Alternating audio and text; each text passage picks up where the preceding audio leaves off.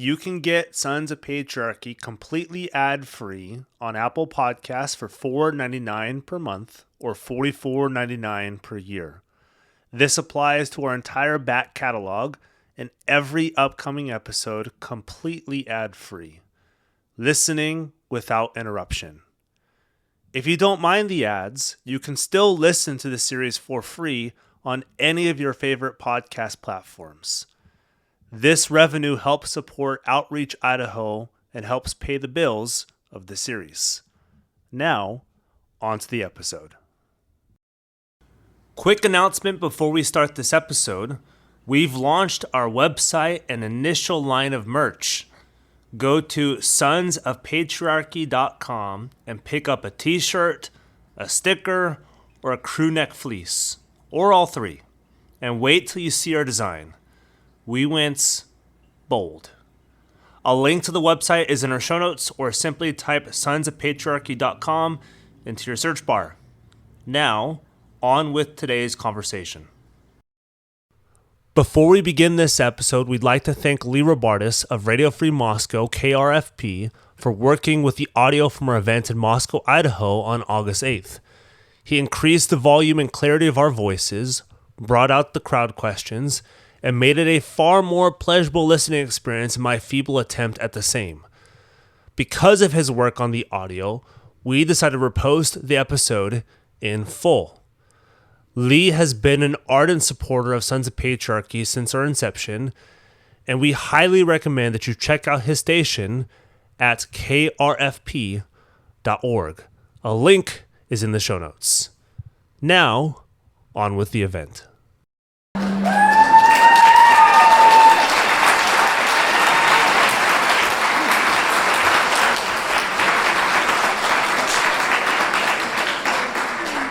Wasn't expecting that, but thank you very much. Well, welcome to the Kenworthy Performing Arts Center for our live recording and Q&A of Sons of Patriarchy. Thank you everyone also for making this a sellout. We sold out in 2 days.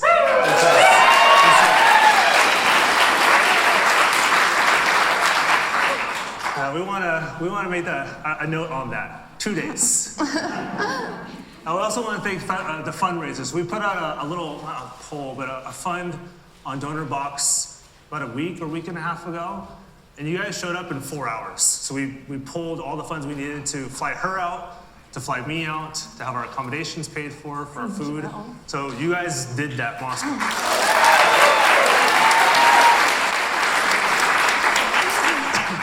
I also want to say hello to our streamers on YouTube. I have no idea. I can't see anything on YouTube. Actually. I can't see the comments. I can't see how many people. But we want to thank those who are on YouTube. We want to thank, if there's anybody at Cafe Artista for Overflow, we want to thank them as well.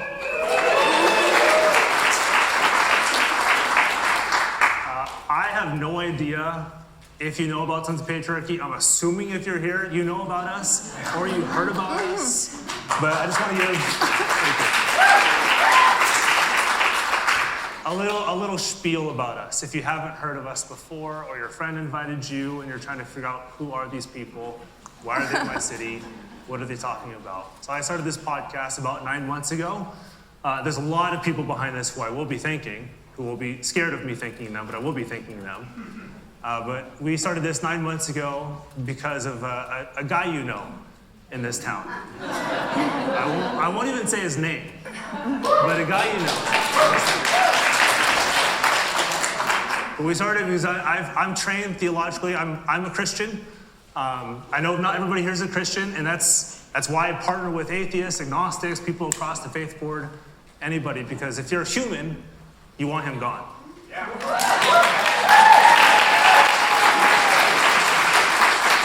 And she's going to hate that I'm doing this, but I want to thank Sarah Bader.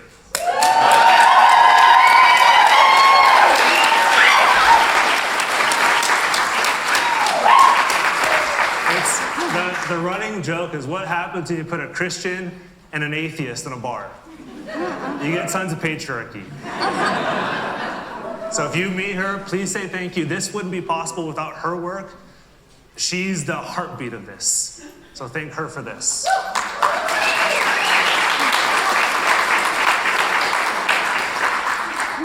And also a note too, this goes until 4:45, 4:50-ish. We started a little bit later, just we have a big crowd. This is actually bigger than I thought it would be. They opened more seats to this because of the popularity of this. Again, I don't know who's at Cafe Artista, but at 5 o'clock is our Q&A. And so you'll see a microphone, a hot mic right here. So 5 o'clock is our Q&A. We'll have a little bit of intermission after the interview, the live recording, and the Q&A will follow after that. We're not moderating the questions, so I have no idea what's coming up, which is bad, maybe, I don't know. But we'll do our best to answer, and if we can't answer, we'll try to point you towards resources. We'll try to give you some information, or I'll simply say, I don't know. And then maybe somebody else knows. I'll introduce myself since I haven't introduced myself yet. I'm Peter Baum, the producer of Sons of Patriarchy. Long blood, sweat, and tears. We actually had the entirety of season 1 recorded before we even started season 1. And there was so much outcry for more that we figured, I guess we're doing more. I guess we're continuing this. And then this is Sarah Stancorb. She's the best-selling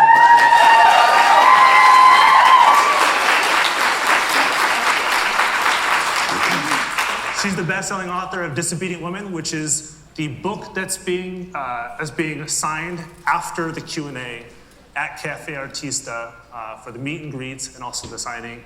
I'm assuming we have them. If we don't, we have other things available for her to sign that we can put in the books as well. Please bring your books. We didn't expect this many people, so you put us in a bind, a good bind, but you put us in a bind. We also have her shirts to sell too.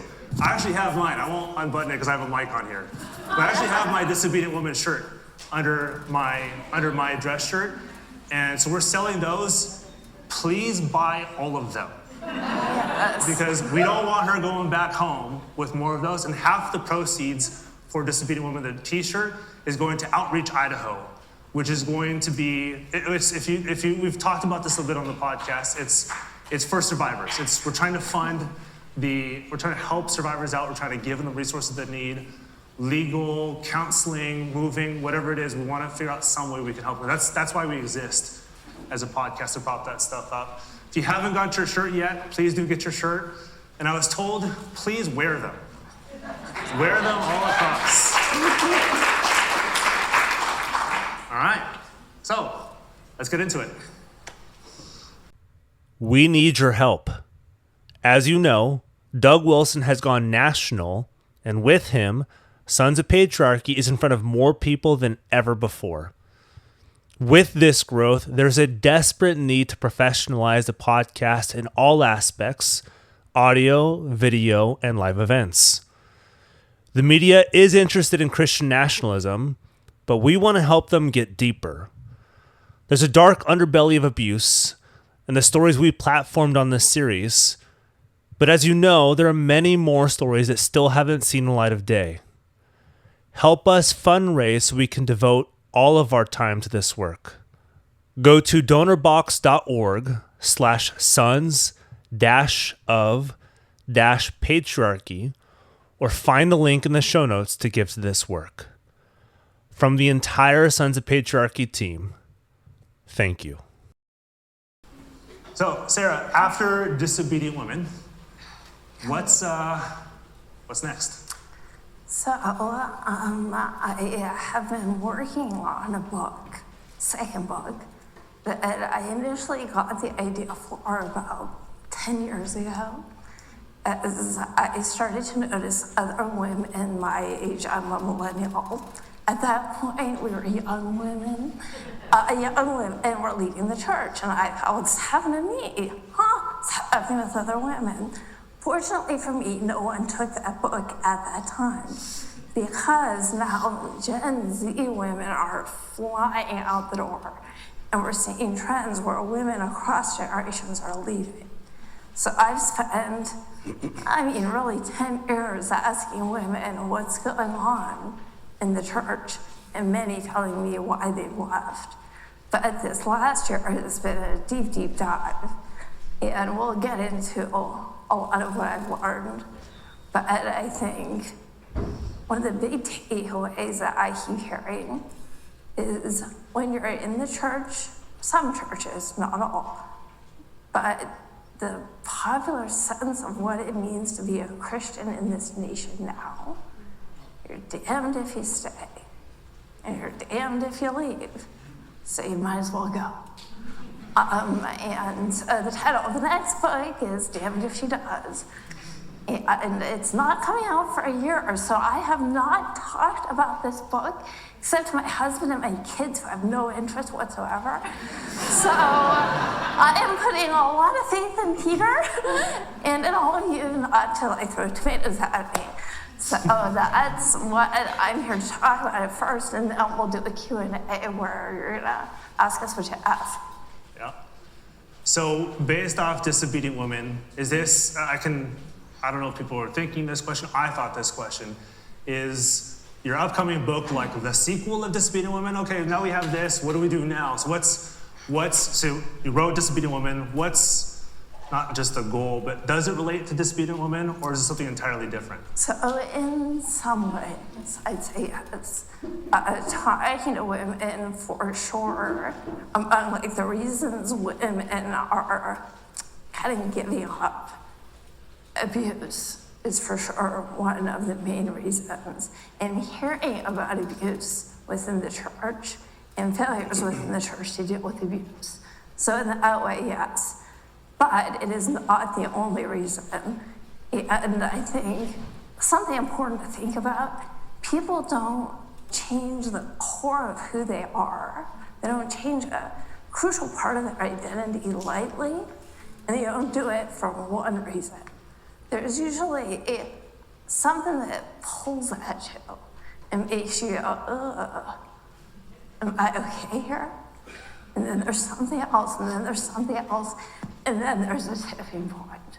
So there are some ways in which the demonstrations of hypocrisy, the having to cry out about abuse is part of it, but there's a huge portion of this country that has seen the way churches have treated LGBTQ people. They don't want to be a part of it. There are some people who maybe never believed, and now because more folks are leaving, they feel more comfortable saying, you know what, I'm an atheist, or I'm an agnostic. Yeah. So one of the questions I had, and this relates to your work, the women leaving the church, is it because they're losing the faith? Is it because they are, if this is part of your identity, if this is, I guess, who you think you are in some way, and that starts getting shattered, when they're leaving the church, are they leaving the faith, or are they leaving the church?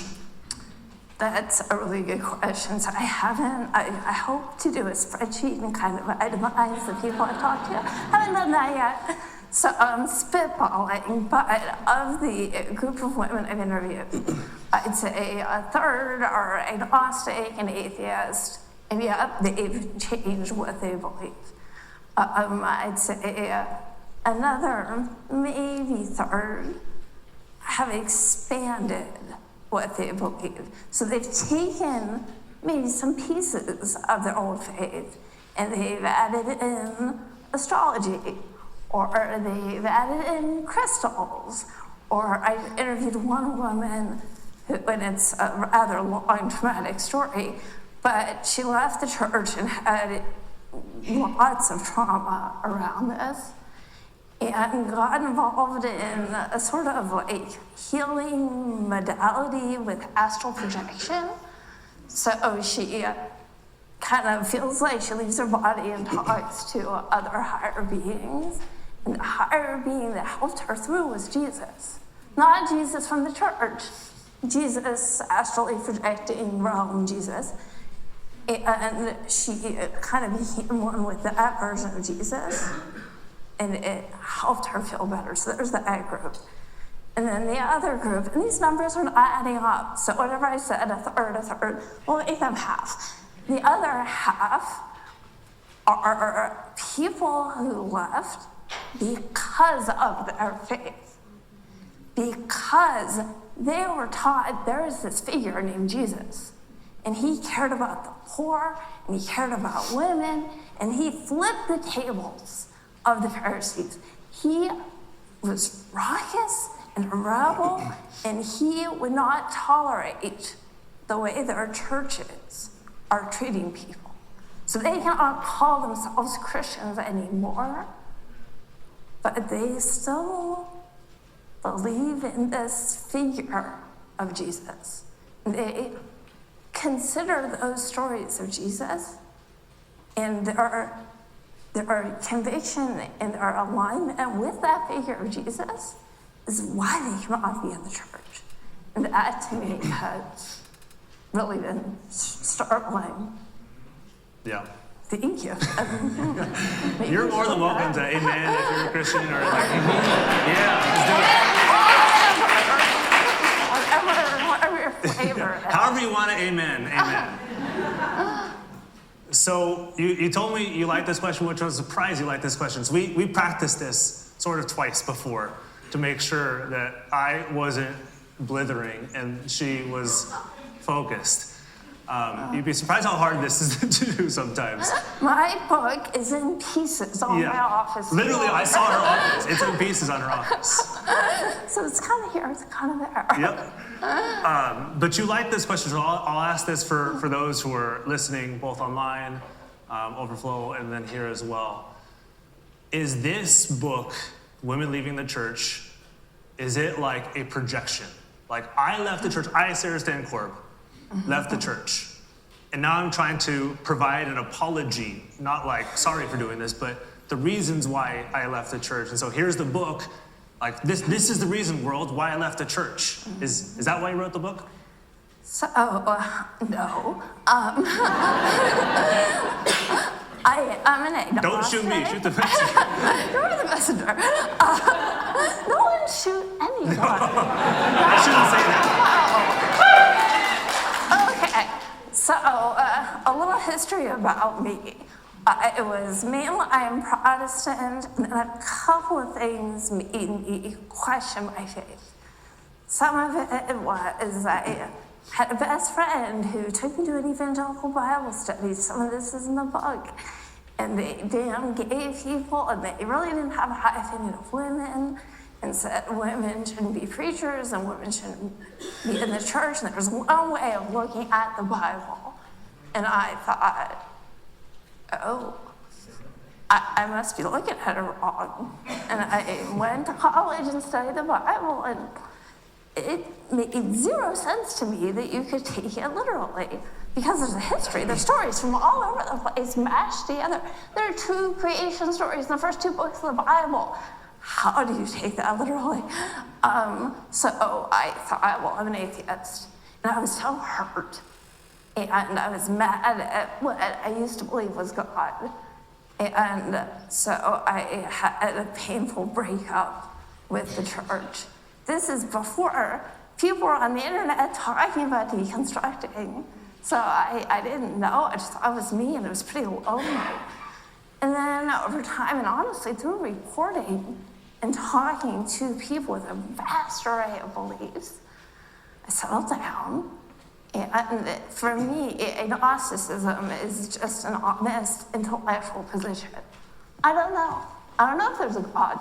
That'd be nice. Or maybe it'd be complicated. I don't know. So that's where I am. Like I described, roughly, half these women have attachment of some sort to Jesus. That's not me. Many are into kind of new age activities. I'm going to a pagan festival next weekend, which is different than here. So that's not me as well. And I've also interviewed quite a few Black women who are what they say is decolonizing the Christian faith they inherited. Yeah.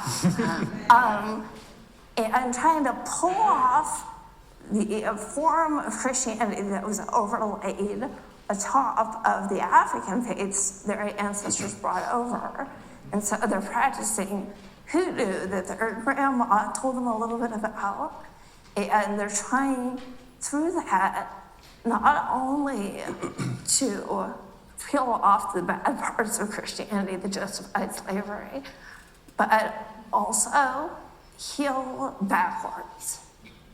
One woman in particular who I interviewed feels like by having an altar where she venerates all worships, but just thinks about her ancestors and what they went through and what they survived, she's healing a part of herself that is still dealing with the racism we have in this country. And hopefully in some way that I don't understand, reaching back and healing a part of that story of her grandmother and grandfather, her great-great-grandmother and grandfather. And these are not me.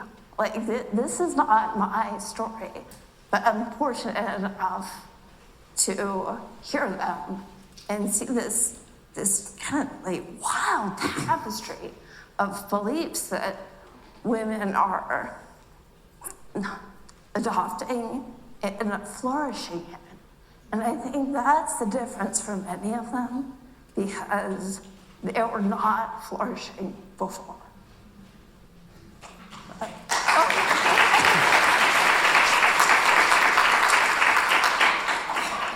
Thanks. So we again talked before about this. So with the woman leaving the church, two different but related questions. Okay. First one is, why this book and why now? Like, why this topic and why now? And then secondly, and related to it, is, I know this is a big point, but why? Why are women leaving now as opposed to 100 years ago, as opposed to 50 years ago, as opposed to during World War II or after World War II? So what led this movement outside of the church, and why your book now as opposed to when you started writing it 10 years ago? Yeah. Well, you're right. Patriarchy isn't new. Yeah. So that's Shocker. that's Yeah. not a new reaction. Why now is the statistics are actually catching people's attention. So the General Social Survey, I got it, in 1972, 5% of Americans admitted to not being religious. They said, I'm not that religious. 3.6% of women said they're not religious, and it was like 6.5% of men. Now, like 28% of Americans say they're not religious. Among women, there was a study from PRRI last year. 36% of Gen Z women said they're not religious, 32% of men. So that's like, this is one of the big conceptual things that's been really itching in my brain for a decade. The world over, women are usually more religious than men. They may not be in the pulpit, but they are the ones who keep the fabric of the community going. They flip the pancakes, they may decorate the ends of the pews for the holidays, they make sure their kids get baptized, they make sure their kids learn the rituals of the faith. And there are these social theories that when women start leaving at the same rates as men, your society's secularizing, there's a big shift happening. So that opens up all sorts of questions about why now? And I have two big thoughts on that. One is the change since about 1987, when Pat Robertson, I'm gonna point at him, not you, but like Pat Robertson. Sorry. There. Pat Robertson ran for president, and he realized, I can organize evangelical voters. I can create a voting bloc. And his friends decided, I can create think tanks. And then we can build the Christian right. And around that same period, I saw one study from, it was like 1987, 1988, that period. If you asked Americans, do you believe in God? Do you believe in Judgment Day? And, oh shoot, I forgot the other thing. But it's beliefs, Christian core beliefs. 71% of Republicans said yes. 71% of Democrats said yes. Now, same survey today, do you believe in God? 73% of Republicans. Wow, that's an awful lot of work for that amount of change. 55% of Democrats. Something has happened with with the shift to politicize issues as Christian issues that are on the right, and this is your right, that has pulled people apart. And so there's been this major dip in the mainline, middle of the road churches where people used to sit side by side, people that they disagreed with politically.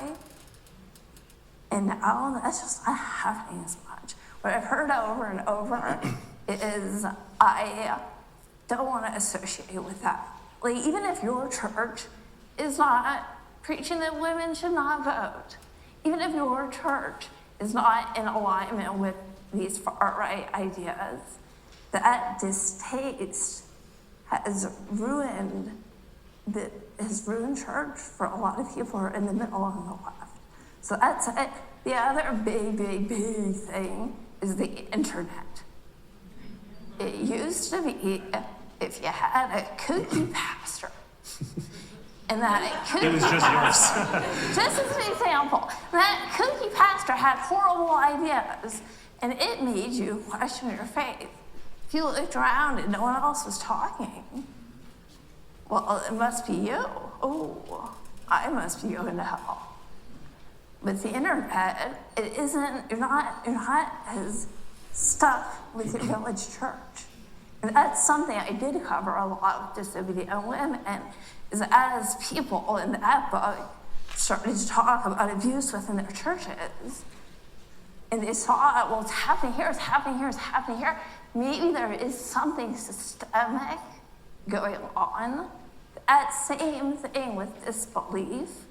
It gave people an opportunity and language to talk about what they were feeling. They weren't as isolated. That was such a long answer.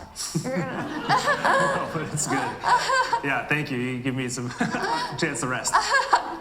So I'm sure Moscow knows nothing about a political faith whatsoever. Yes, but let me tell you. Yeah, so as a Christian, and you as an agnostic, I think this is a helpful question, which we're trying to engage in these conversations overall, where you can have discussions, you can have dialogue with people of different faiths, of different genders, whatever it may be, for the same purpose, of getting together for the same purpose. And so one of the questions and this is for me as a Christian, as somebody who formally pursued ordination and then decided to leave ordination because of the things that I saw, and I didn't want to be part of it, which hurt, but it's a bandage you have to rip off every once in a while. Is this something to where a pastor, a parishioner, whoever it may be, it's a theology. So if we can not, as some people may say, if we can just change the theology up a little bit, then the church will get better and then the women will stop leaving the church.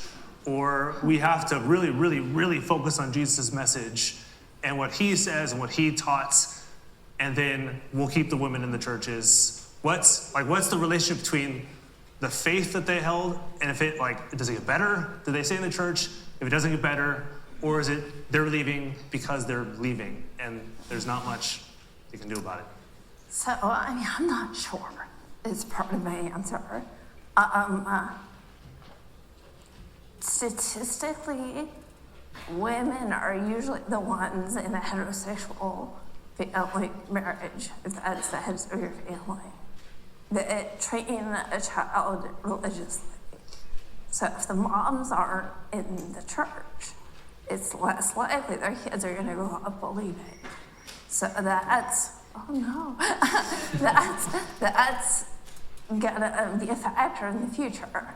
That you've lost, I think it's 16 million women in a decade. I'm not sure many of them are gonna have kids who end up in church.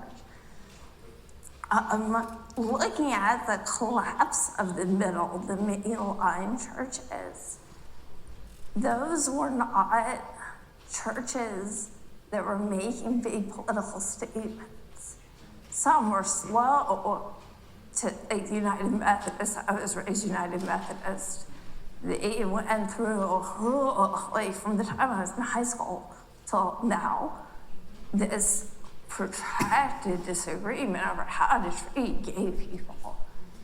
And I think witnessing that, I don't know if you come back from that, but it's the polarization. I don't know if that's going to be healed. Maybe talking about who Jesus actually is in the Gospels as written, maybe that'll help. Maybe not just focusing on Jesus. One of the things it did seem to keep pulling some of my sources back was engaging in activities with the community around you to help immigrants, or to stand up against racism, or to take these stands for human beings. That, I think, maybe, if there is an answer to creating stickiness with a congregation, is rooting yourself not in ideology, but more in the human beings around you who are hurting. And so reflecting what people miss from the Jesus stories, but not necessarily like they don't need the stories told to them. They know the stories. They need the action.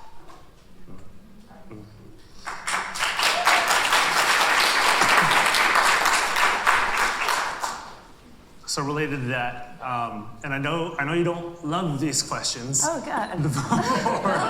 The more, like you said, the more actionable, practical questions. And you're a reporter, so your thing is I need to report the facts as I see the facts, and it's hard to give people, hey, here's the action items that I want them to take. But when you see these, because this is what changed me when I've been running. I'm still running Sons of Patriarchy, but when I first produced it, it really did color the way I saw the church. It really did color the way I saw pastors. It colored the way I saw the Christians. It caused me to question some stuff in myself and really dig deep into some of the stuff that I believe. Most of it, the core is still there, but some of the kind of the dross has been burned off a little bit. Whether that be cultural, societal, I'm not terribly sure. But if you can talk to two groups, both of those inside the church who hear these statistics, and hopefully they're worried.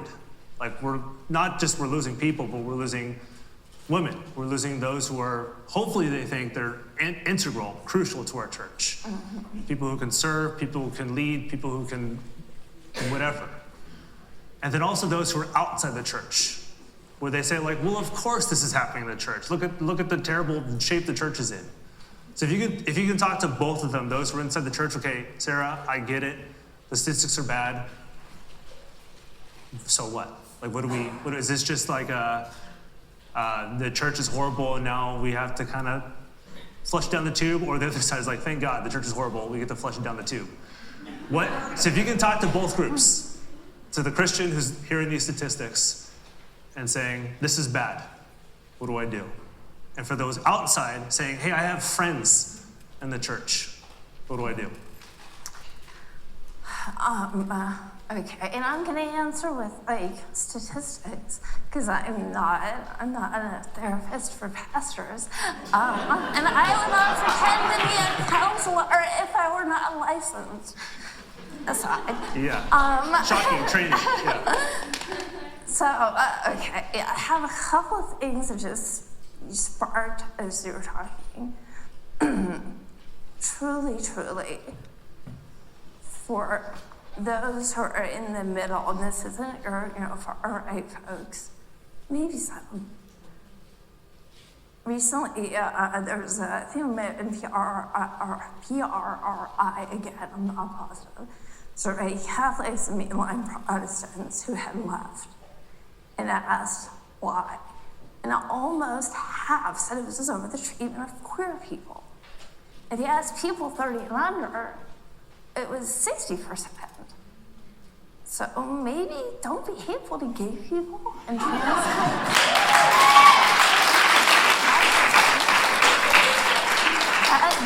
That's one. And then for those in the more extreme churches, you may be having your heyday now. I have interviewed so many kids who grew up being told there's one way to live. I'm your authority. If you don't do what I say, they don't want your God. They don't want a God like that. And so, this one, I got the number. If you ask ex-evangelicals, 68% of them will say their parents are part of the reason they left. And more specifically, most of them say their parents' interest in the culture war, their fixation, that was the word, their fixation on the culture war is why they left. So it may work now, but it's not a good long-term program.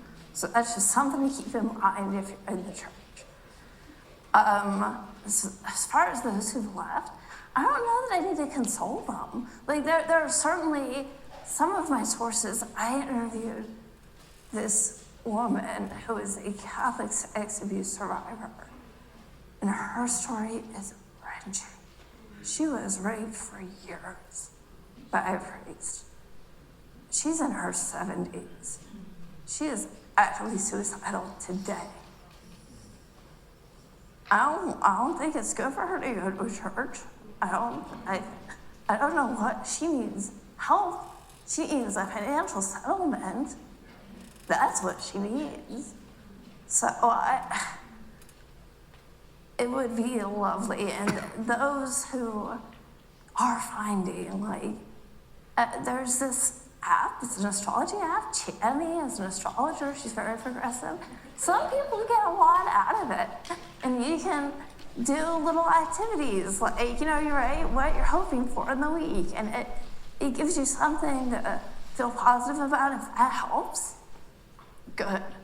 I don't know what to tell those who are out other than do what makes you safe. Mm-hmm.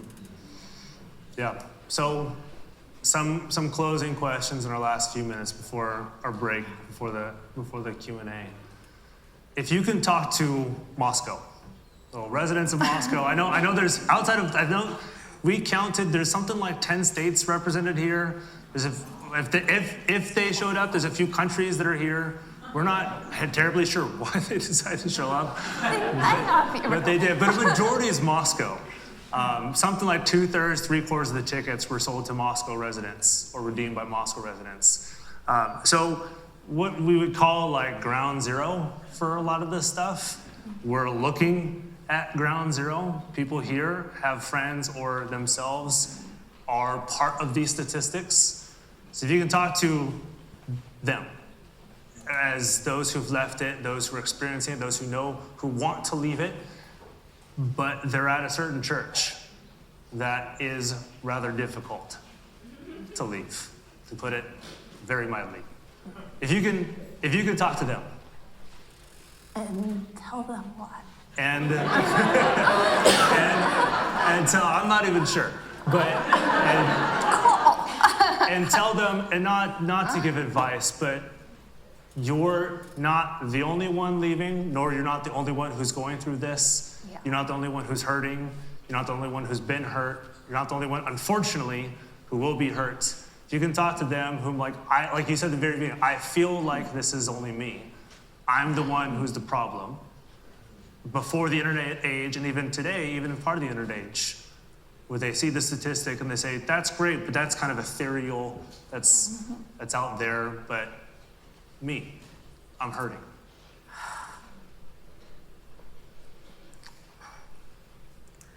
I think it's so hard. It is so hard. The folks I've talked to in this community and the folks at REC churches around the country, so many of the same themes just come up over and over.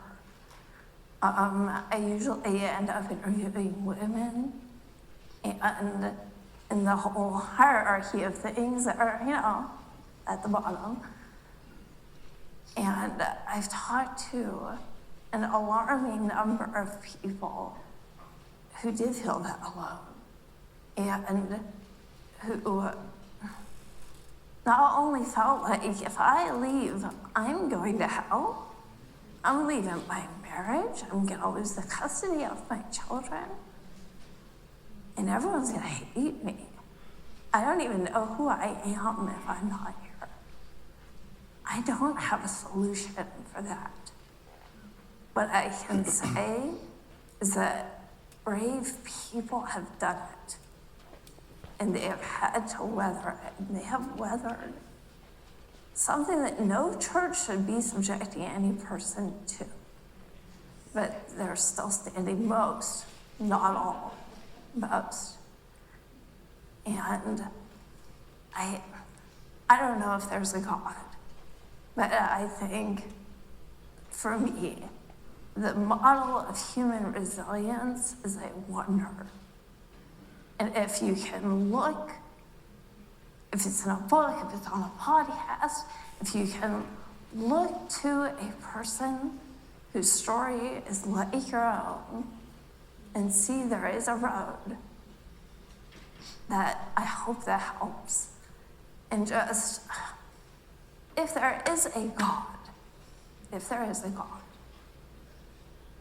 I cannot imagine why that creator of the universe and so many beautiful things would want you to be tortured in your daily life. What kind of creation is that?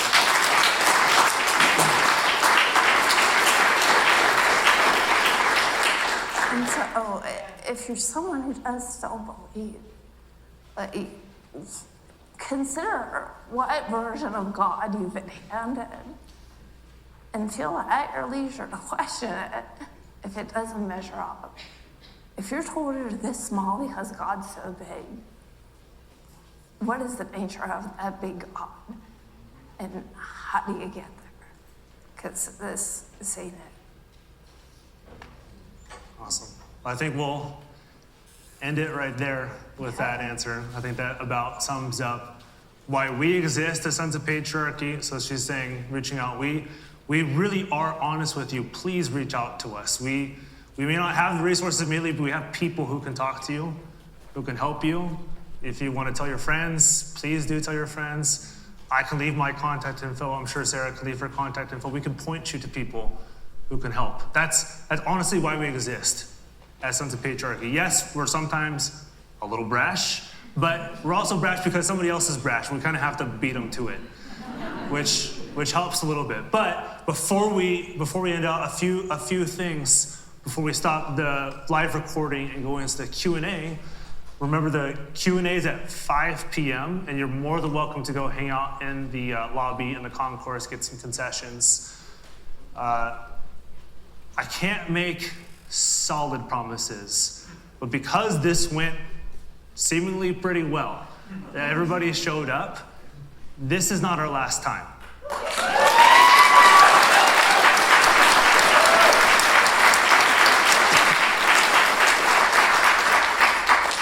We want to scare them.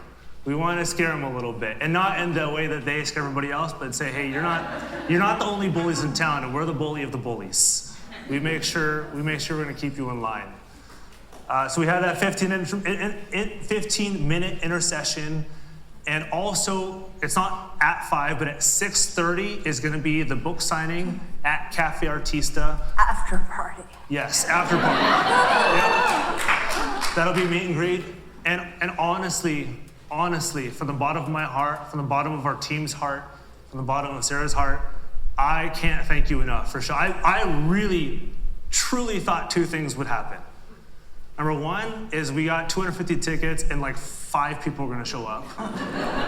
Or two, I honestly thought, and I can't tell you how many questions we had about this, that a certain church that will not be named bought all the tickets. Which honestly tells you more about them than it does about us. For everybody in Moscow to think, well, of course you couldn't sell that many tickets. Of course Christ Church would try to steal those tickets from you, why is that church known for that? Instead of preaching about Jesus, but that's just me. So again, Thank you for coming. Please stay until 5 for the Q&A. We'll see you then.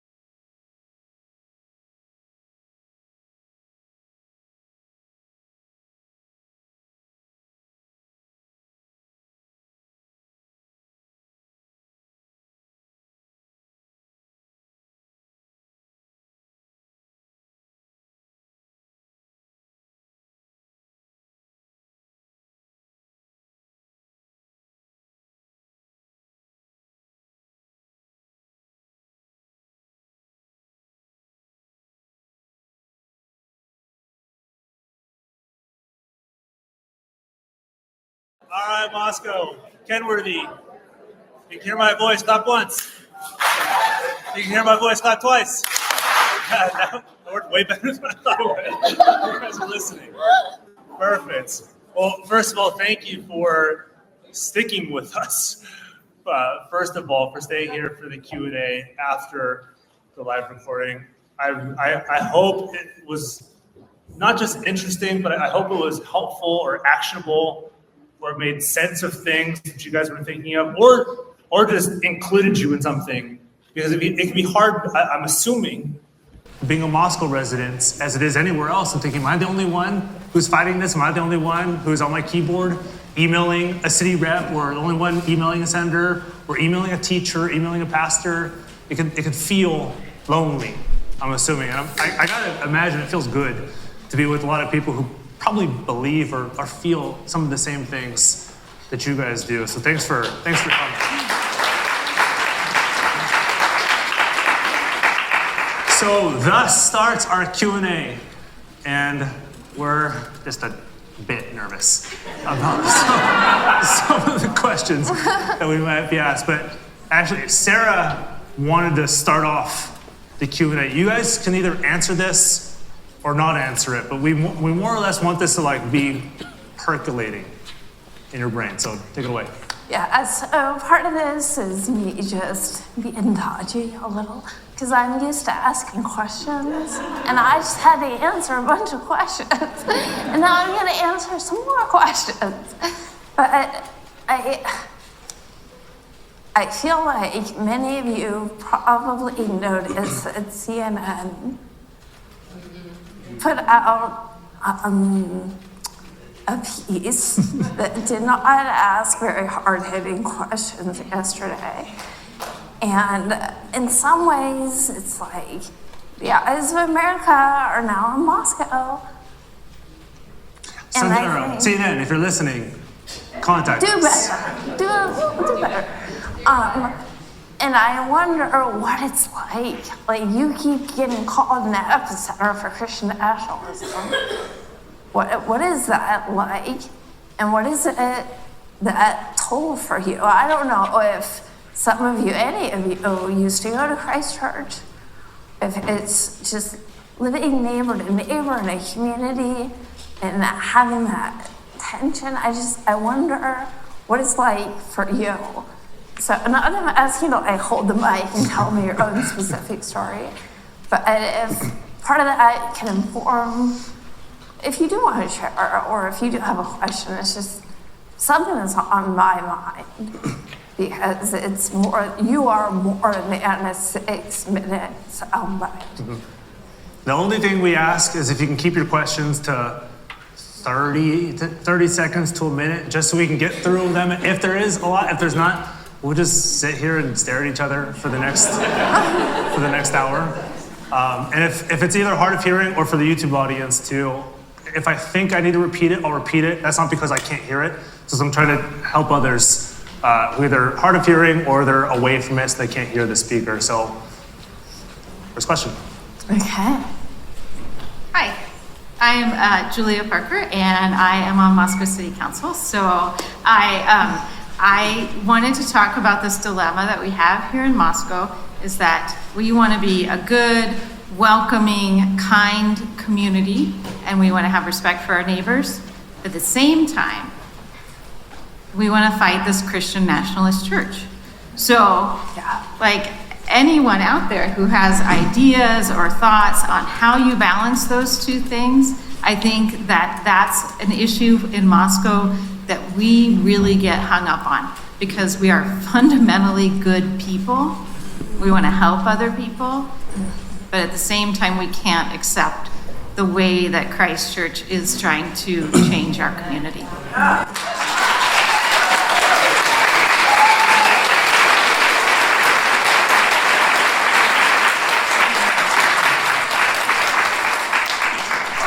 I'll short it since she's basically asking kind of how do we get along, but also how do we engage in these conversations with those who don't see the world in the same way we do. And I think I'll start off, and if you want to add to this as well, I'll say from a Christian perspective, I think it could be easy to like fight with them, fight the same way they do, which there's something to like the way that you approach the conversation and not being diminutive, but being authoritative in approaching them.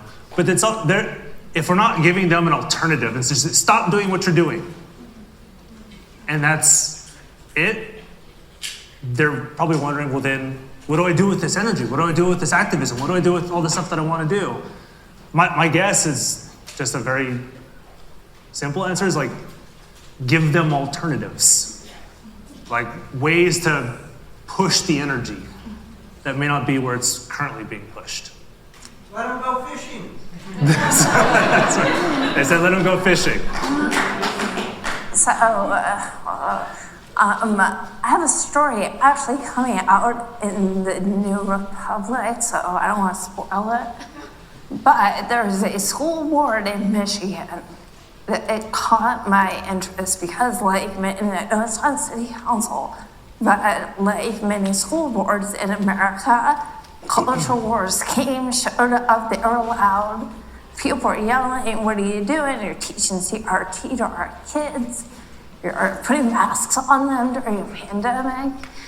And that community was gobsmacked, like many communities. And there was this highly organized, very loud minority that almost overwhelmed the school board. The school board stood firm, and the school board keeps, even in this national political climate, keeps pushing to include all of their children. And in the meantime, certain school board members have gotten far better at organizing with local indivisible groups and issuing their own newsletters. And when there is an issue where someone may show up and bring a small, angry crowd, they had a much larger civil crowd that eventually made it a little boring, I think, for the angry folks to show up. And things have reached an interesting equilibrium. So I think taking from that, organize. If you are dealing with a highly organized, loud minority, looking at just your election results, I think they are the minority. So make sure you're organized.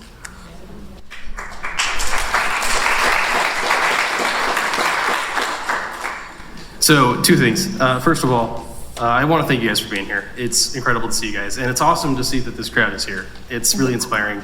I ran for office 2 years ago, and I'd like to give either Peter, you, or Sarah my button that I personally used. It says that I don't like the neighboring church. But my question for you guys, as a young political leader that wants to get into this, that wants to help push a drive that combats this hatred, this bigotry, what on the political side do you guys think we could be doing better as a community in Moscow or in general in the nation in general? You go first. I was going to say the same thing. I mean, I don't know. It's kind of a mess right now. I think not giving up, like that's to me something I keep hearing little whispers of. We are in an overwhelming political moment.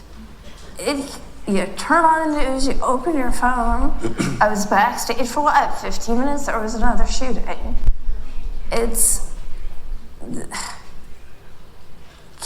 Kids are being picked up. I think if you are a young person, you want to organize politically. And someone gave us this advice today. She just heard this. Pick your thing. Don't exhaust yourself by trying to do 7 things. Pick your thing. If you're really worried about ICE running after neighbors, find some of your other neighbors who can help.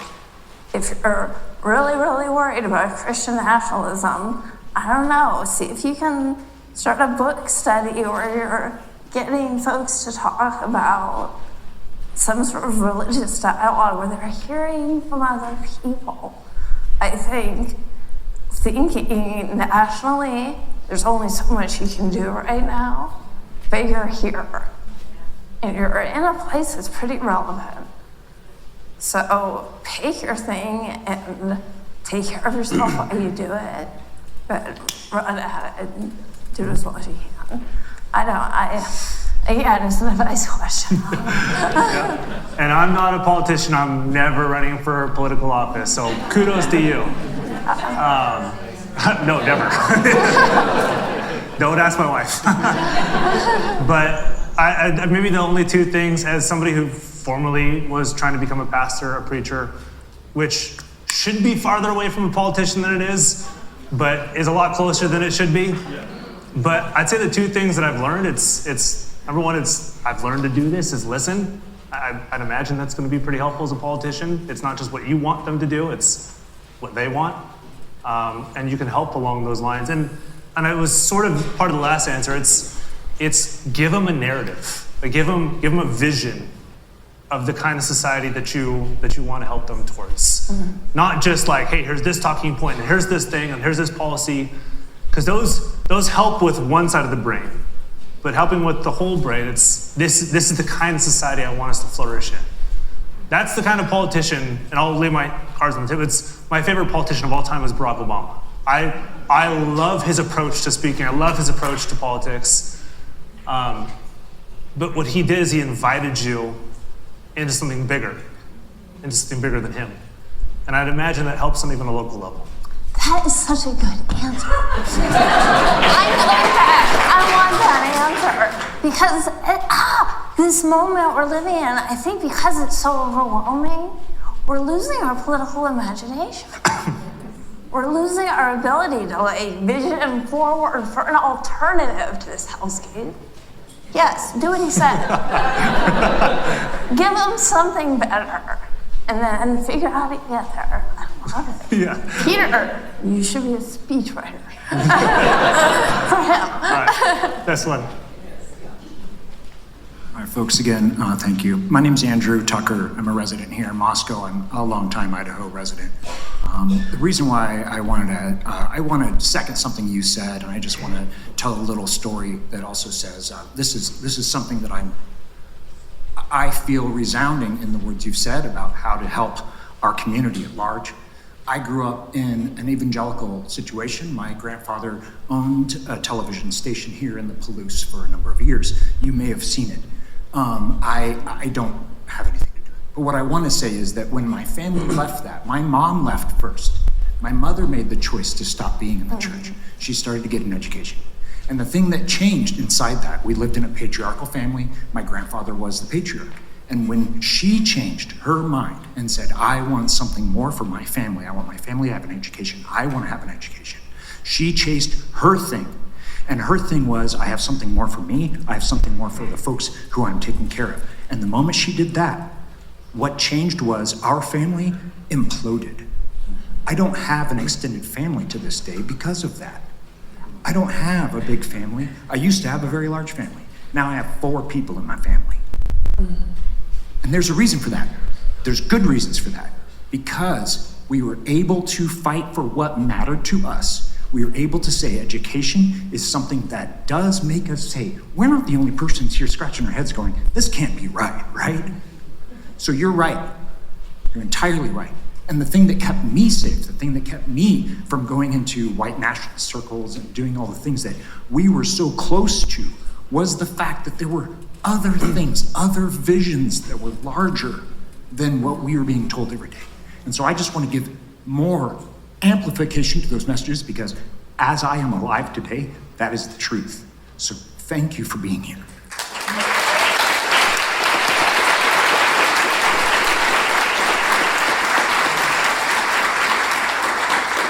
Thank you. Thanks for being here. I loved the podcast and your book was amazing. And I guess it's a little bit repetitive, but in your book, there's a bit about Willow Creek Church in Chicago, and my sister was the head of the elder board when all of the ish went down there. And when her story kind of came out and she had a one-on-one with me and we kind of hashed it out, I told her she was wrong and that those women should have been believed and that she shouldn't have given the power to the man at her church. And she did leave her church and she is still faithful, but I mean, I didn't grow up in a religious household. She married into a family that was very prominent in that church. So her faith is very subservient and I lost my sister to it. I don't know why I'm telling you this other than it was shocking to read about her in your book and to see a part of my family and the loss that I've experienced in your story. It's a huge loss when you end up losing somebody to a church. Yeah. I'm so sorry. And I hope that there's a way to bridge things for women, to give them a place of welcome. And I mean, I would like to be that person for my sister, but she doesn't want that from me. Yeah. So I don't know. I don't think I'm powerful enough for her to be attracted to anymore. Like, it's not interesting enough to her. You'd be surprised. What? You'd be surprised that you're a lot more. I'm a seed in my family, and I did walk away from a lot of the patriarchy that was in my family, but she didn't. she's never created a different story. She's still living that story. But I think you've researched what that happened in that church, and it was a very prominent story nationally. Yeah. I mean, she was on the cover of the Chicago Tribune and the New York Times, and it was she taking the fall for this man. And that is a sad, sad shame that she has to carry, and it wasn't her story. She just gave her power to somebody else. And I don't know, I guess I'm telling you this to figure out how to bridge that for women, how to take their power back, how to give them the strength to leave a faith that has been obviously power driven. I mean, this is admittedly a dissatisfying answer. But I don't think you can give power to anyone. They have to claim it. It's very hard for women who've been told you were created less. And for like queer folks who hear in church over and over, you were created less. We were talking about this at dinner, I think, or lunch. One of the meals yesterday, we were talking about how when you're in it, there's often that one family member on the outside that you're told, oh, they're bad, or you know they're a feminist, or they're an atheist, don't talk to your atheist uncle, which if on their own, and I don't know if we'll get there, but if on your own, you start to recognize, oh, my world is cracking. And it may take years to feel the damage from what you've gone through. Often the person you reach for when you realize the people who were around you, who told you exactly who you had to be, are no longer safe, the person you reach out to is the one you were told is the bad one, because you realize they never hurt me. So I think it's just keeping the door open. And I will say more, and then I've covered a lot of hard stories. The number of people who DM me about Moscow, and this is like not quite your question, but it's related, and say, my sister, my cousin, my whatever, moved out there. Do you know anyone who can tell me if she's safe? It happens a lot. And I think each of those people who are asking represent someone who keeps reaching out, even though they're closed off. I'm not talking to you. They're willing to be the one who has their door slammed back shut. They keep creaking it open with love to know if you're ready. I'm here. Do you have anything? No, I'm going to stick with that.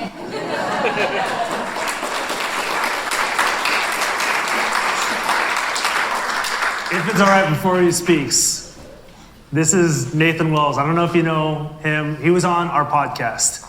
And I just want you guys to give him a round of applause.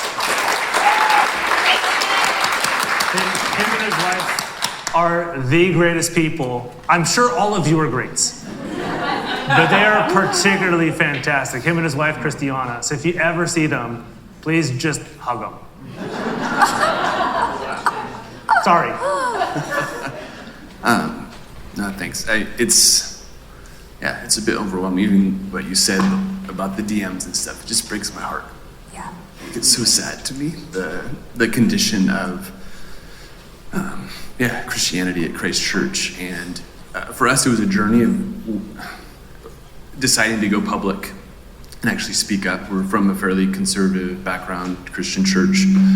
And I wanted to ask you one question. On the process of before going public, I met with Doug twice. And when I mentioned your article, and actually your article was one of the things that kind of started us on that path. And it was also Doug's response to your article is actually what really triggered, like, wait, no. And so, but one of the interesting things you asked, like, what's it like in Moscow? one of the things I hear a lot, and Doug himself, when I talked about your article, he immediately was like, lies, all lies. And it was the one time he kind of got a little, worked up when I was talking with him. And I wonder what you would say to someone that would say that. Like, all those women that you interviewed and that you reported on, that it's lies. Like, how would you respond to that? It's not.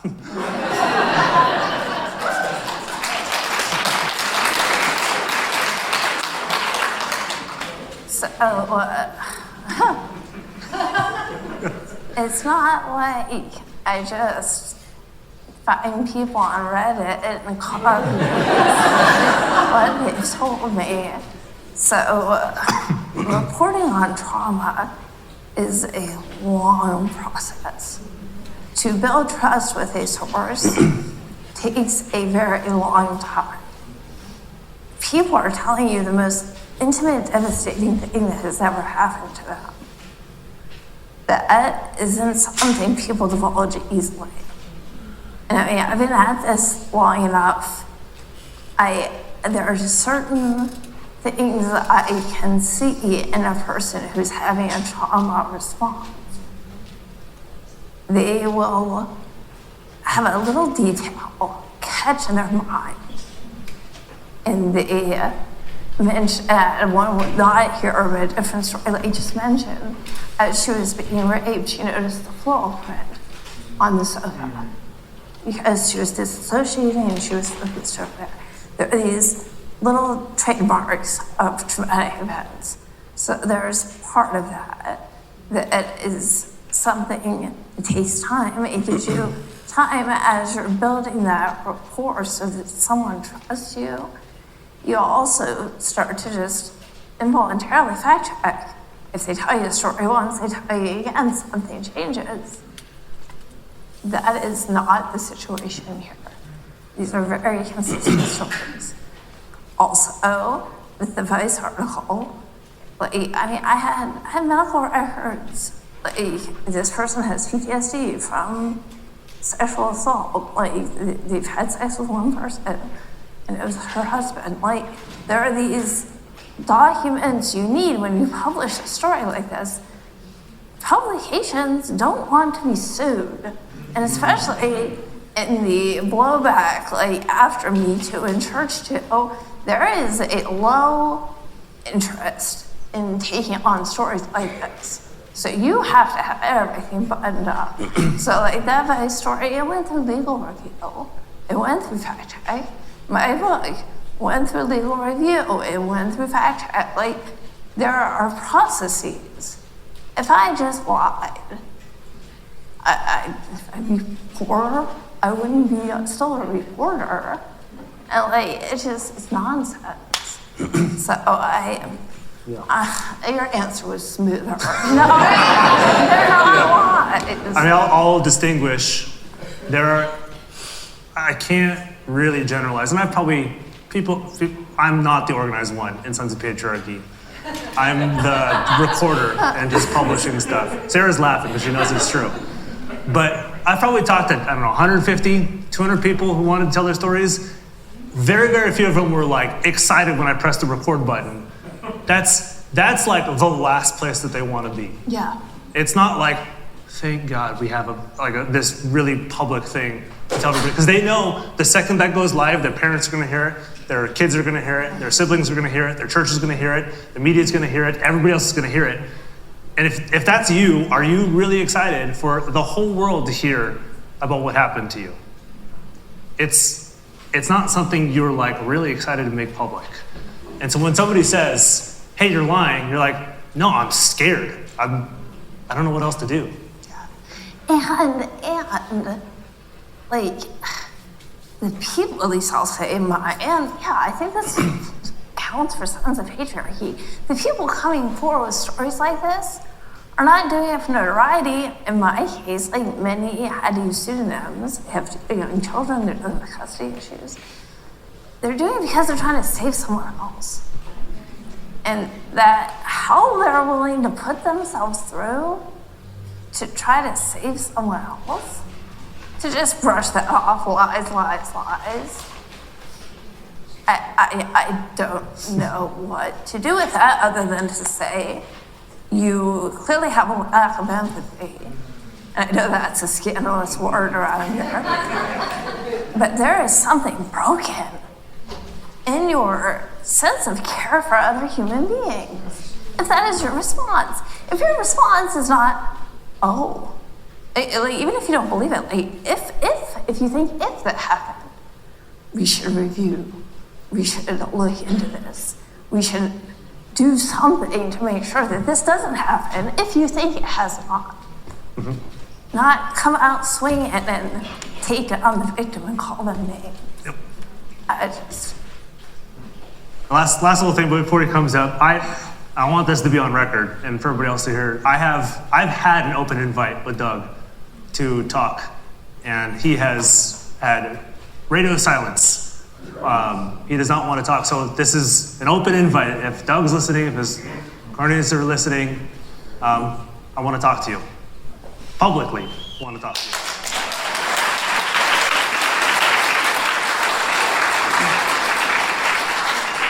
I know this guy. Hi. My name is Jeff Moss. I moved to Moscow 21 years ago from West Virginia to become part of Christ Church, to study at Greyfriars Hall, which is Christ Church's alternative seminary to train pastors for the CREC. Graduated from Greyfriars Hall. Christ Church sent me as a missionary to Hungary to start a CREC church there, which worked apparently. It's still going today. And then I was ordained and pastored in the CREC here in the United States. 10 years ago, 2015, over not being able to reconcile the picture of God that I saw in the Bible with the faith that I was supposed to represent as a pastor for the CREC, I ended up having to leave that position, leave the CREC. And so my question, it's mainly for Peter, but Sarah, if you'd like to comment, I'd love to hear it too. Your current work is mainly focused on women leaving the church, leaving Christianity, and those are stories that absolutely need to be told. My question for Peter is, what are the trends, what are the patterns you see among people who find that they have to deconstruct the version of Christianity that they've been part of, that they've been committed to, but still find Jesus compelling and in fact are deconstructing that version of Christianity because it's inconsistent with what they believe to be true of God and true of Jesus, and they want to find a truer, fuller, more faithful version of Jesus, and they can only find it in a different church context. What are the factors that you see are helpful to people like that to find a different version of Christianity that rings true to them? Yeah, that's a good question. Yeah.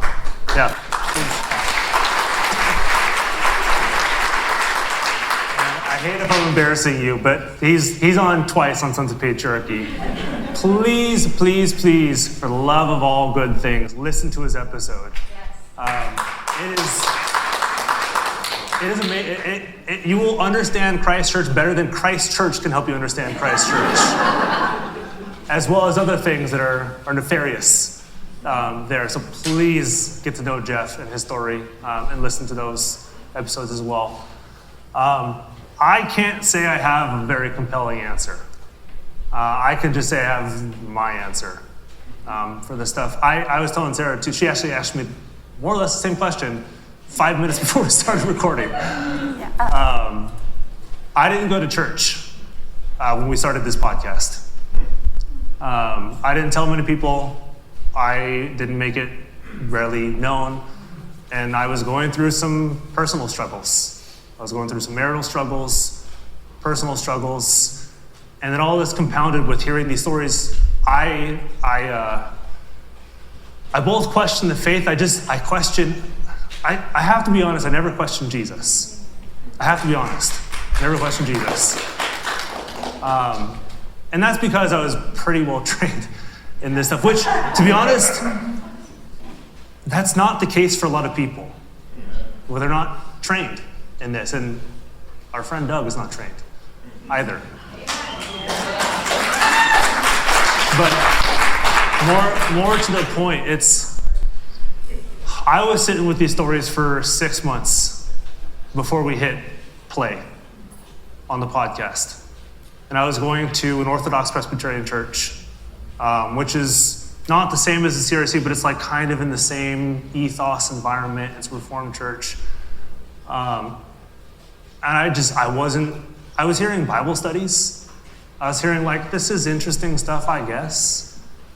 But I don't hear about the love of Jesus. I don't hear about the love of God. And not to say those should be cordoned off from anything, but those are relatively core to who Jesus is and who God is. But that's, I had to struggle with that. And I had to struggle. It honestly came down to, am I a preacher who loves the church? Or am I a person who loves the church? Am I only doing this because I get to tell people about Jesus? Or am I doing this because I want Jesus? I want his message. And I know that's not for everybody. Trust me, I know it's not for everybody. I know there's some who I don't want anything to do with Jesus. And I truly, trust me, I get it. I really do. But I was like, I'm a person who wants Jesus. And what does that mean? And so it wasn't like, okay, let me strip off all the stuff and look at the Bible for what it really is. It was like, let me look through it with this lens. Let me look at it through with this lens. And which one makes the most sense? And I can't say I've like found it, but I'm getting closer.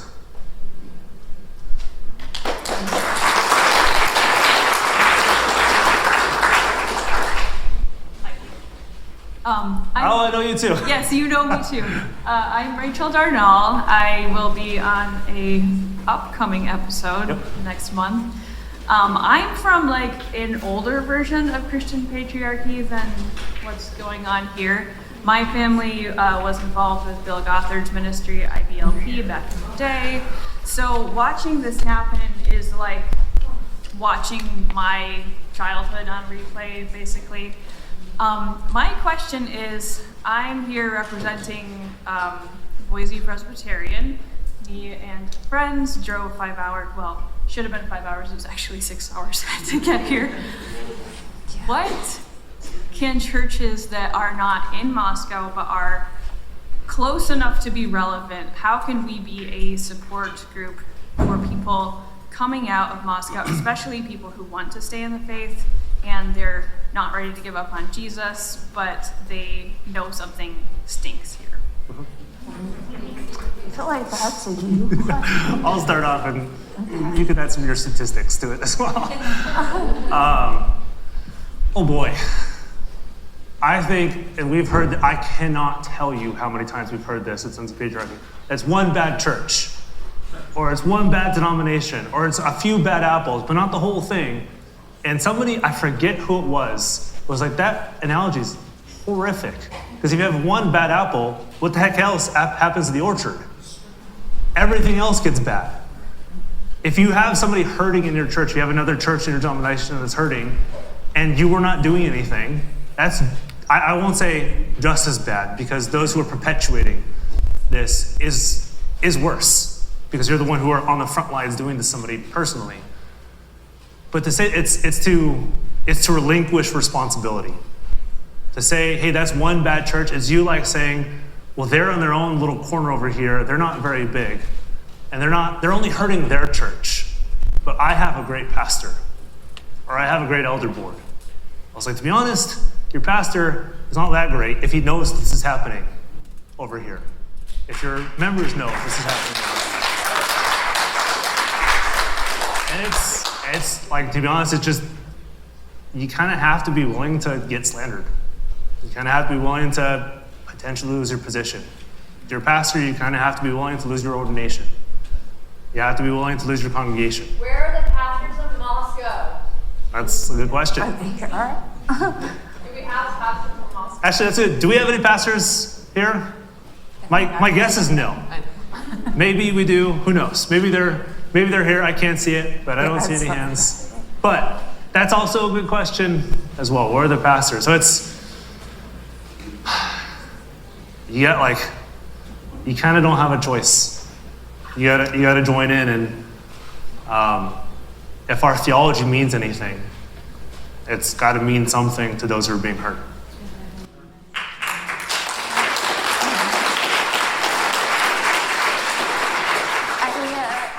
I don't know, and I know there's one thing, I don't know if this would help, but with disobedient women, 2 different churches asked to either do an event or offered to host a survivor. And so this thing that is not usually spoken about in church, but is breaking people within the church, was brought out. And those open conversations as a non-believer, as people say, that's church. That was healing for the survivor invited and for the for sure people in this church who suffered abuse. Yeah, everyone's watching. So if it's we're in a country where there is Christian nationalism, we're going to talk about it. I don't know if that's adult Sunday school or where you put it. I don't know what church is. But I think taking the thing that's the taboo that everyone's thinking about, that is hurting, putting it out a little bit, that may help. And if it's something that you can do online to engage the folks here, maybe that's a way to be supportive. I'm guessing. Yes. An opinion that I've heard, or maybe it's a fact, is that the reason that organization has such a stronghold, the stronghold that they have, is that they're so competent with their money and they're buying up real estate around town. And I'm wondering, how true is that? And is it like an elephant in the room that we're ignoring? Is it a blind spot? And what's your advice? What do you all think? Yeah, we're not Muslim residents. This is something I've heard over and over. The things we have heard, and there's some stuff. Nice, Katie.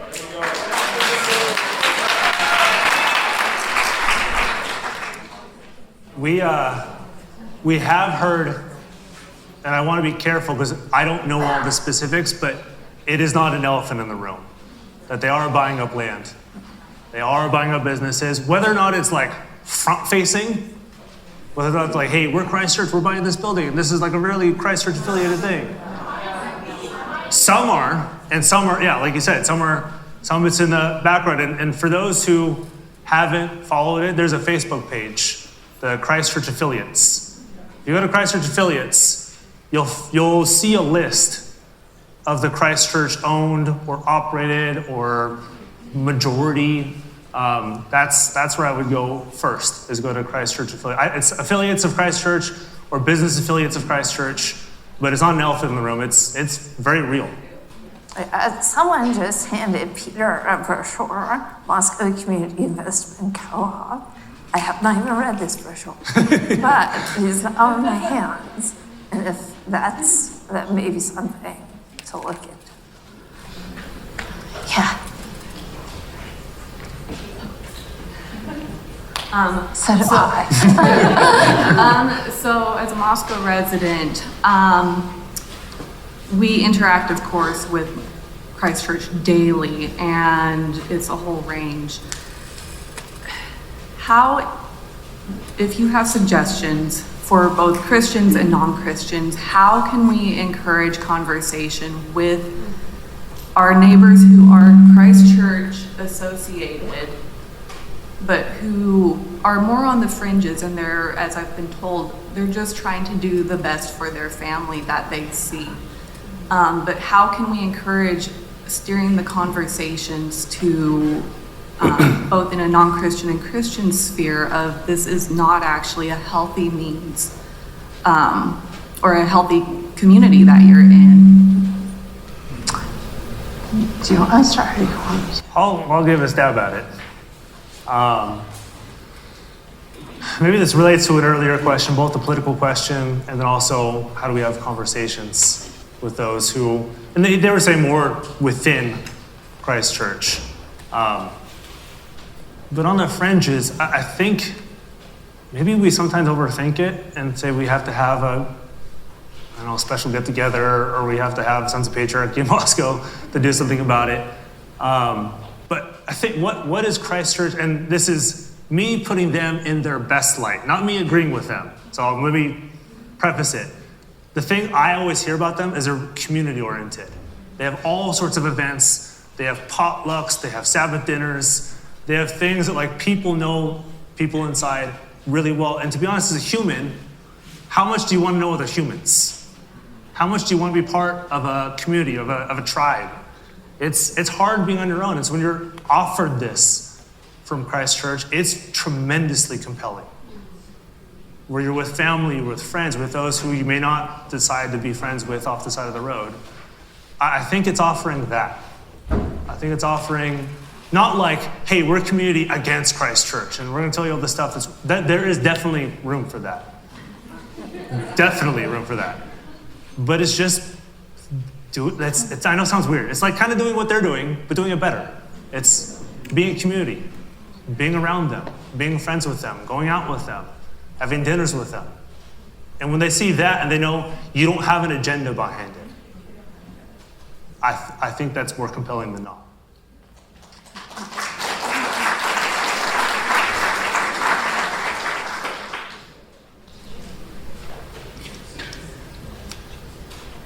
Hi, thank you for being here.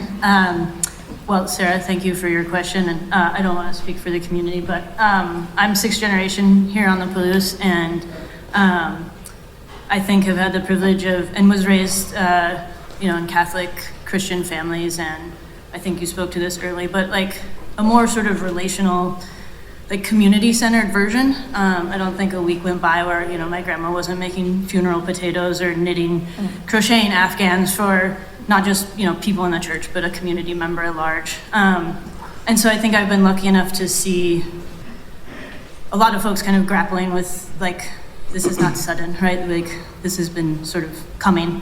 And I think that while it can be, like, I'm sure we all, like, experience a lot of fear and anger and sadness and frustration, I think Moscow's a really incredible community that's very passionate about our community. And I think it's a very intergenerational community, which I think is a tremendous strength in figuring out what to do about something like this. And I remember my grandmother at one point said, and I think the late deep ecologist Joanna Macy echoed this when somebody asked her about kind of the burden of living in these times, and so maybe kind of the burden or responsibility of being in a community like this. And both my grandma and Joanna Macy reframed it as like an opportunity and kind of a privilege to be in a position to do good and make change.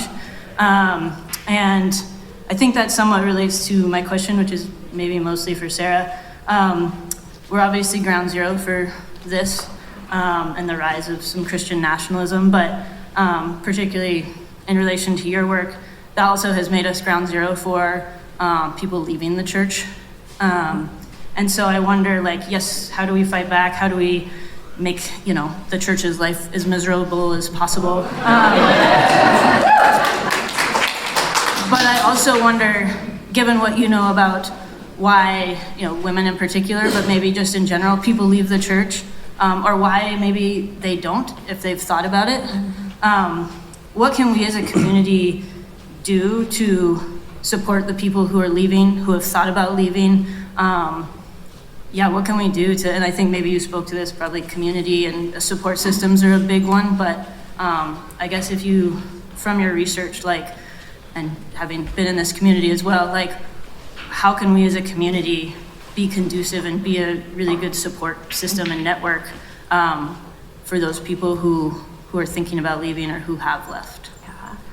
So with the thinking about leaving, I think Peter gave a good answer, be a community. The only thing I would add is my suspicion from the women I've interviewed who left Christ Church, those women are exhausted. So another opportunity is if it's your neighbor, like, hey, I'll take the kids, not for any reason to deconvert them or whatever, just show hey, I'm a normal person who can help you because you don't have help. I think that's one thing that, as for helping those who are leaving, and especially in a place where there's a lot of you, I wrote a story for the New Republic a couple of months ago. The headline was kind of quirky. It was like, they left the church and now they're witches. Pretty loud witches. But, and right now I'm blanking on the journal article. It was like wrapped around a journal article that studied people that left the church and were finding out other ways of being spiritual. And the sociologist who I interviewed said, like, some of the questions I get on this are, is it just the times? We're bullying alone. Like, people used to have, even if it wasn't the church, they had community groups that they were a part of. They were in a bowling league, they were in Knights of Columbus, whatever. You had these other communities that you were invested in. You were not sitting at home doom scrolling. And people keep asking, is that just part of what's happening? Are people just leaving all sorts of communities? Aren't they lonely? And so I was talking to him about that. And he said, people ask that, and they don't realize how many of these people were lonely when they were in the church. And I don't know if that's advice, but I think having that knowledge that there is an isolation when you don't fit. And then when you are heartbroken enough you have to leave, it can be pretty lonely too. And I don't know what your local witch community is like, or but like the varieties of spirituality that also exist in Moscow, I'd protect those folks. Because I bet, they may meet resistance on the street. I don't know if that's a decent answer or not, but I'll stick with that. Okay. That's good.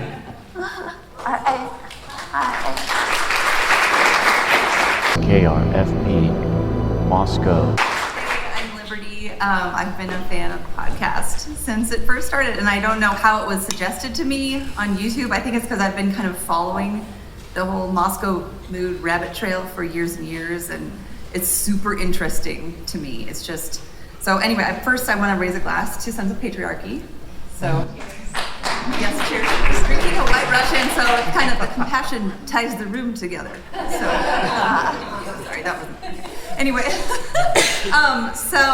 And I mean, I didn't really grow up in the church. I made that choice when I was about 18 to become a Christian. So I've had definitely a different experience, definitely trauma, but from other stuff. Yeah. And just, but even then, coming into it late, even experiencing trauma from that period of culture stuff, with, the Josh Harris book. Yeah. I mean, at that age, I hadn't even kissed dating hello, right? And I was like, yeah, I came late to every party that you can think of, basically. But yeah, so I just want to say, also, I love the work that Mark Leita is doing with Soft White Underbelly, these interviews. One time when Chris Roseborough interviewed Carrie Ferguson, the lady who had that horrible traumatic experience with the Hillsong Australia pastors. I mean, just to have those voices given have those people given airtime, that they matter, and it's just been really beautiful to see that with this podcast. It's been awesome. So, and it's weird that I have kind of strange ties to a lot of this stuff. On Facebook, somebody I'm friends with is friends with Jim Nance, and I'm like, ew, that guy should be in prison. Ew, what, kind of thing. I'm just, I'm sorry to, anyway. But yeah, and when I thought of something funny, so when Doug Wilson says women are designed to make the sandwiches, right? My mom sent me a clip of that. Weird. And I'm like, okay, so here's the thing, right? I have an acting degree, so when actors try to, cook things, I'm 47 and I still burn everything. So, and my husband, right? He's Okay, I have tried to make the tuna fish sandwich he makes. Like, I have looked at the list of ingredients. I cannot make it as good as well as he can. And so it would be funny to like have a, sandwich making contest. Maybe it would be like to benefit, Outreach Idaho. That's a good idea. That's your next event, Moscow. Sandwich making community. Yeah, sandwich making. I like mom with an acting degree who works at Costco tried to like make better sandwiches than like the man in her life, or probably most other men. That would be just have people test it, Anyway, yeah. I just wanted to say that. So maybe I'll do my own little YouTube sandwich making video. Maybe Doug will see it. Because according to him, I don't have what's... God made a mistake because I can't make sandwiches. I'm close to my husband, so there you go.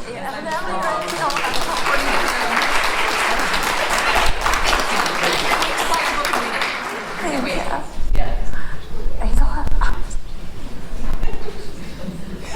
Hi. My name's Emma, and not gonna lie, all of this has been pretty overwhelming. So I'm not from here. I'm not from Moscow. I'm not even familiar with Christ Church.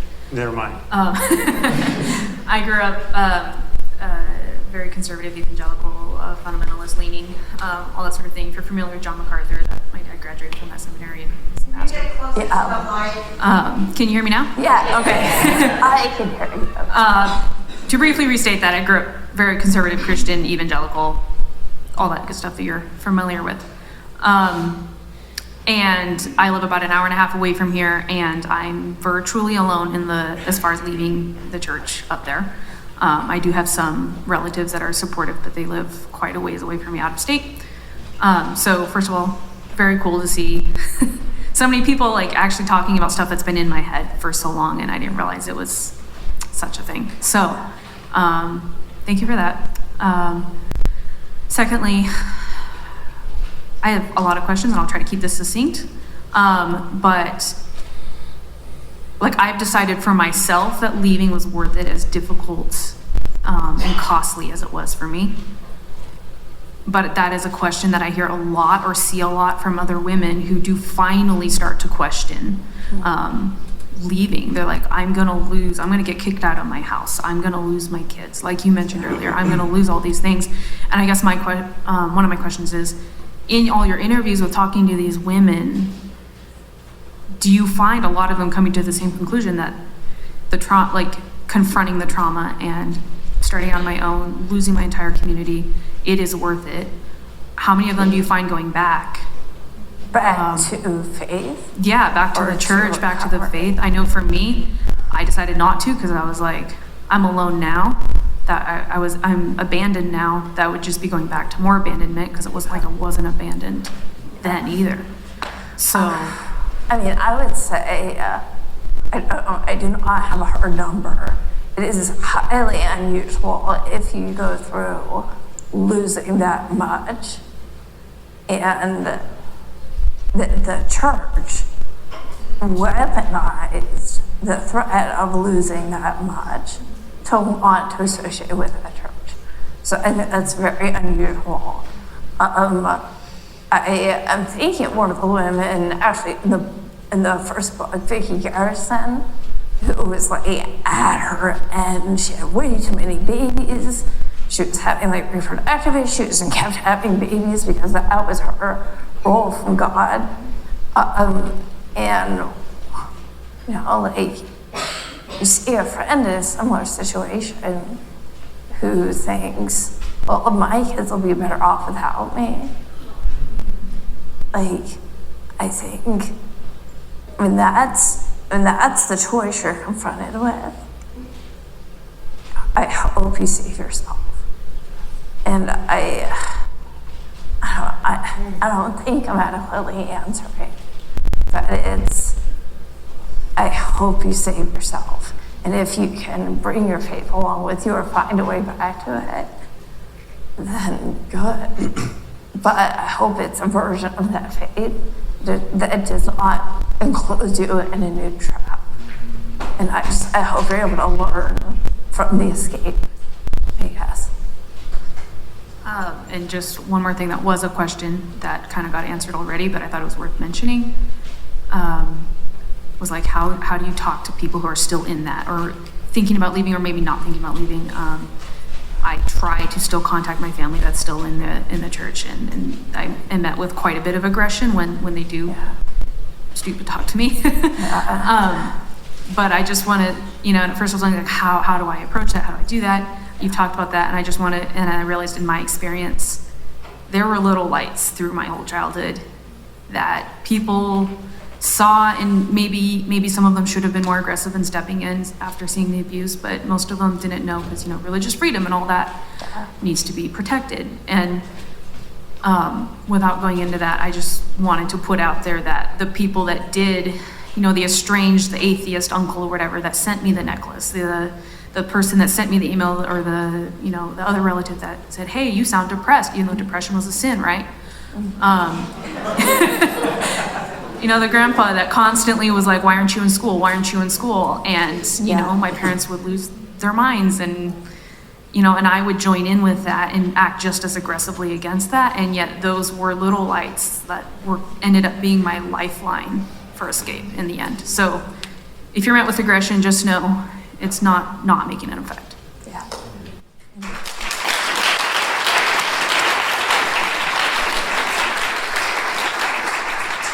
We have time for one more question. I know there's more questions, and I know you guys want to ask them. We do have to be out of here pretty soon. Just come over. And we'll be over at Cafe Artista, so feel free to ask more questions. So last question of the night. My name's Melanie, and I've listened to some podcasts, but they make me really sad, and so then I have to turn it off because it's like overwhelmingly sad. But I was hesitant to raise my hand when you asked if there are any pastors in the room, but I've been able, through our Christian church, we have volunteer positions, and so I've been able to sit in councils, and we have about 5 congregations in Latah County. And we have talked about this situation before, and it's hard to strike a balance between not getting politically involved because we want people to make their own choices, but also protecting the community. And so as I've been listening to this amazing evening, I've been thinking, what is the action item that we can take? What can I walk away with and make this better?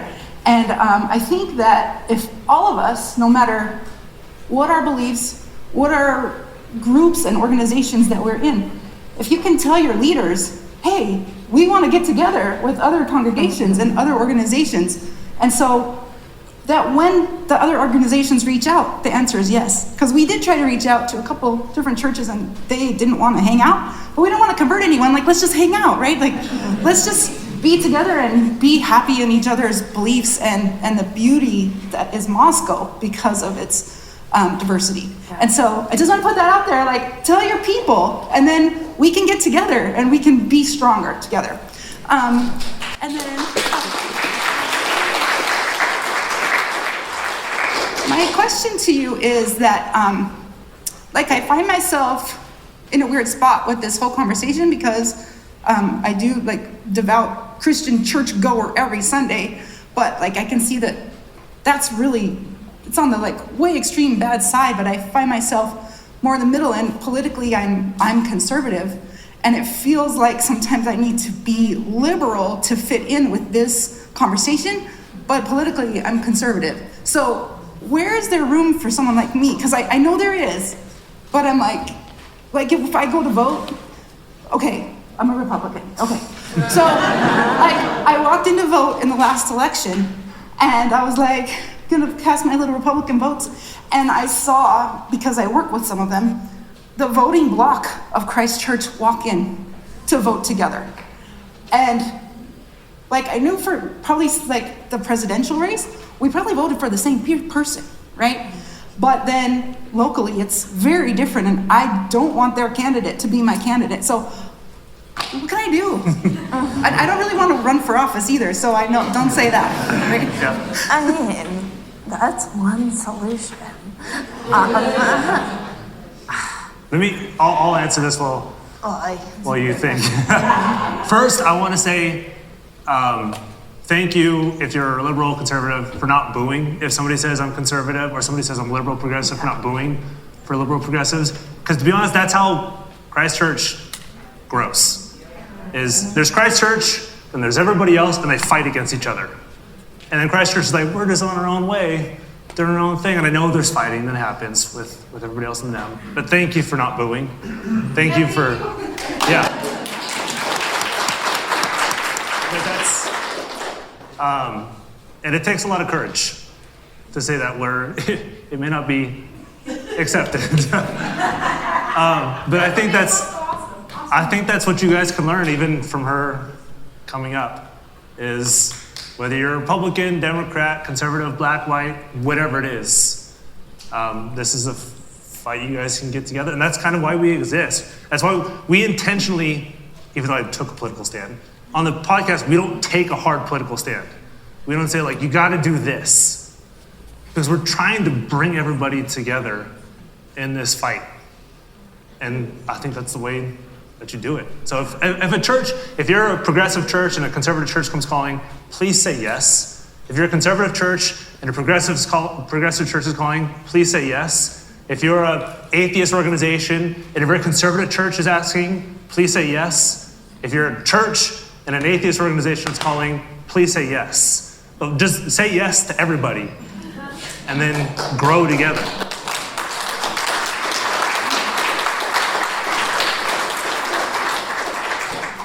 So back in the old days, when Twitter was not what it is now, a lot of the stories I wrote about the church and people's experiences and purity culture and all these things, I love the comments because it was one of the few places, even way back then, where I would see a liberal and a conservative and a whatever all say, yeah, this, I get this.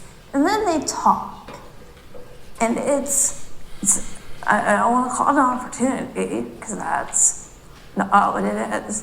But there is a space where disagreements on faith or disagreements on political choices for a specific election don't matter as much as the problem you're dealing with right now. And for me, like, as I'm chopping up my book and taping it back together, the thing I keep thinking about is like, this is about American women leaving the church.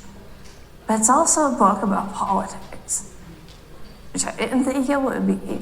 And it's a book about America. And yeah, maybe we're not in bowling leagues and maybe we're not in all these other organizations. But I want to believe there's some core thing that still binds us. Whether that's our sense of rights or liberty or human freedom, the value of the people around you, however you are coding that according to your faith or your politics or these other worldviews. I hope that thing can still keep us together. Because if we let these other forces take that away, then we're lost. And I think as you confront Christian nationalism, maybe one of the ways to flip it on its head is to offer that imagination of like, here's what it means to be an American in a pluralistic society, in a pluralistic community, and go there. I think that's what I hope can happen. And I hope here you're able to find that, and I hope as a country we can get there.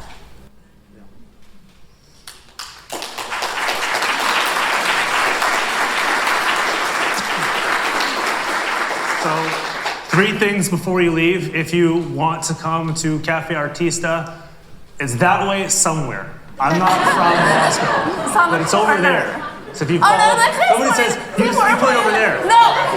Oh, I saw one person put it over there. Good. All pointing I was different directions.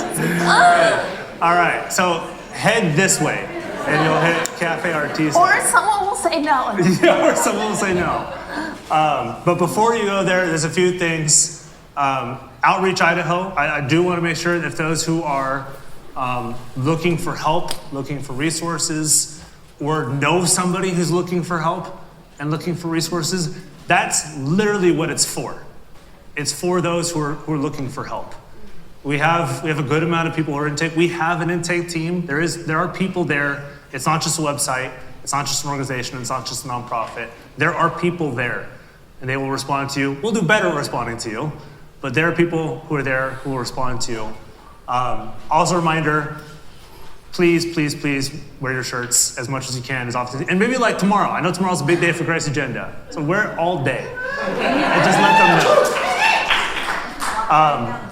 And lastly, honestly, and I said this after the live recording, and I'm sure I speak for Sarah as well, it means the world to us that you guys showed up, and hopefully we mean something to you. And just please know this, like I said, I don't know how, I don't know when, and I don't know where. It's gonna have to be at a bigger venue, but we'll come back and we'll do this again.